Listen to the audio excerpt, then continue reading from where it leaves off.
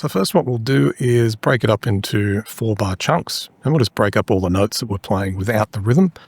I'm just going to play them as they appear. Let's look at bars 1 to 4. I am going to play one of each note as they appear in order, just so we can practice the sequencing of the notes and the direction. But bear in mind, we're basically going upward, with sometimes going back a bit and then more forward.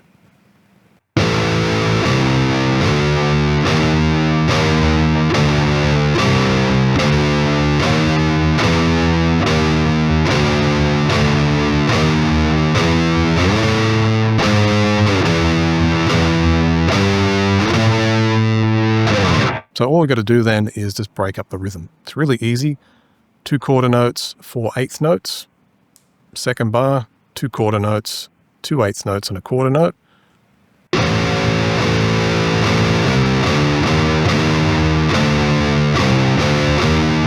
Note the slur there. You can use your pinky or your 3rd finger. It doesn't matter. Slide into the 7th fret in bar 3, and we're going to go chromatically backwards, and this is what's meant by the passing tones. The main notes being the pentatonic notes, and that flatter 5th is actually in the blues scale, but we could consider it a passing tone if we want to sort of think of this more as a pentatonic riff. Leading from the 7th fret to the 5th fret. So you'll notice this comes up a lot in this piece, where we're using a lot of chromatics to get from point A to point B, so to speak. Finishing off. That note's interesting there. It's the major 7 note. So technically that would be, if we were to play the scale completely here, over this little bit, we might think of it as the harmonic minor interval, because that has the raised 7th as opposed to the aeolian, which has the minor 7. But it doesn't really matter. I just look at it as a passing tone, just something brief to get us from the root note back to the 5th. And that's the thing, if we only played the pentatonic notes or even added that flatted 5th, we'd have less notes to use and we don't get the effect that we're going for, which is a real kind of serpentine connecting type of impact. Let's play the first 4 bars.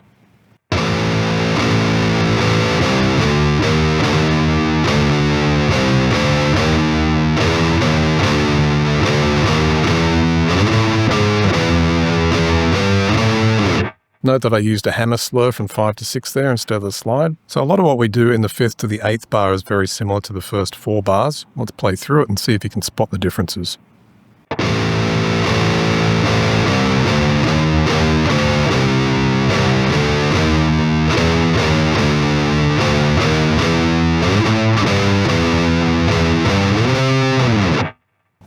There's quite a few there, so study the transcription and you'll notice those, but essentially just plenty of variations there just to make the cycle a bit more interesting. So it gets a little bit more challenging in the next part. We're going to jump around quite a bit, and even I had to practice this a bit. Often when I'm writing, I just sort of go with stuff that sounds cool, but have to go back and figure out what I did, and then in the meantime, I have to practice what I did. Starting from the root tone and proceeding from the 12th fret back, and we're basically going to go downward.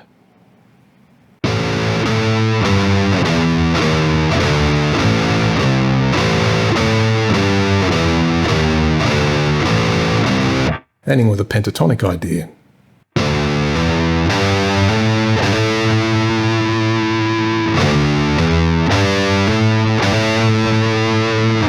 And it's mostly pentatonic for the next 2 bars, but there is a passing tone at the 8th fret on the 4th string.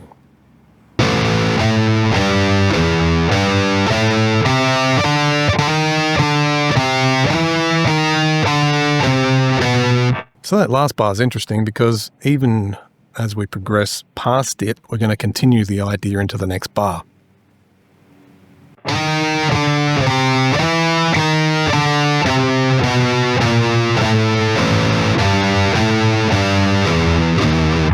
So we went from the 10th and 9th fret in bar 12 to the 8th and the 7th fret in bar 13. Let's finish off with the last 4 bars of this section, bars 13 to 16.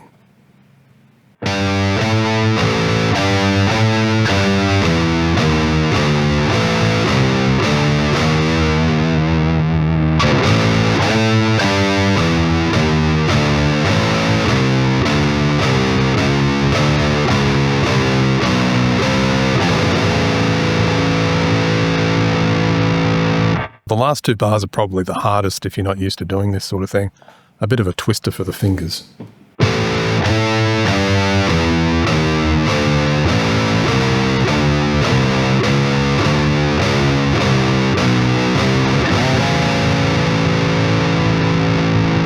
Almost muffed it, got there in the end, 11th fret on the 5th string. And the last bit's really easy, but it's a really good study in some of the good intervals you can use for drones.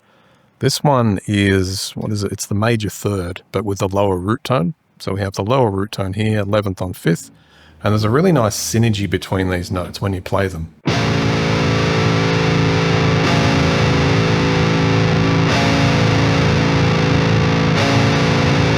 And all we have to do is switch between that and the open power chord.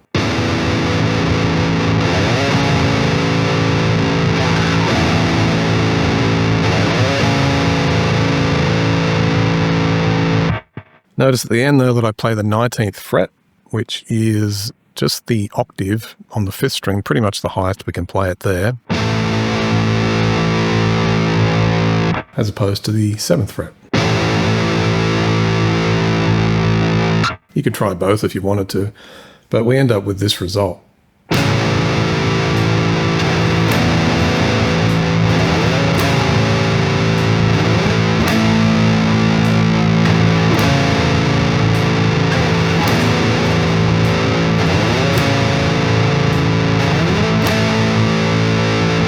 Have fun with it, and I'll see you soon for another lesson. Until then, bye for now.